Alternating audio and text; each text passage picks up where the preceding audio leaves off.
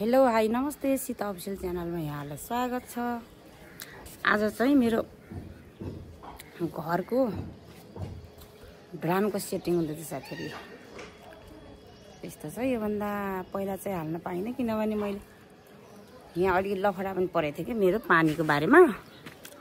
त्यही भएर कारणले मैले सबै भिडियो चाहिँ हजुरमाझ अपलोड गर्न सकिनँ। त्यही भएर आज गरिरहेको छु।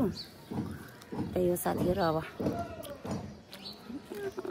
एक तला ढलान गर्ने अब सेटिङ हुँदैछ। यस्तो छ मेरो घर चाहिँ। आज सेटिङ गर्दै हुनुहुन्छ आज ढलानको लागि। त्यही हो, एउटा सानो लफडा परेको थियो मेरो पानीको लागि। त्यही हो, छिमेकी राम्रो नभएपछि यस्तै हो साथीहरु। पानी त मैले आफ्नै रुममा गारेको थिएँ, तर पनि मेरो पानी सुक्छ भनेर गार्न दिनु भएन क्या।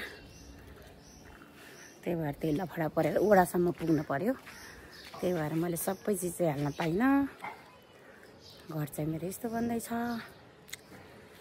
र सबैजनालाई ह्याप्पी न्यू इयर पनि, किनभने म न्यू इयरको बेलामा चाहिँ म सानो लफडामा परेर, किनभने यहाँको छिमेकीले मलाई पार्यो। किनभने मैले त आफ्नै सम्पत्तिमा आफ्नै खानेपानी आफ्नै उमा धारेको थिएँ। अब यतातिर त पेल्नेवाला धारा हुन्छ नि त साथीहरु, तराईतिर। त्यही भएर त्यही आफ्नैमा गरेको हुँदा उहाँले चाहिँ हाम्रो पानी सुक्छ भनेर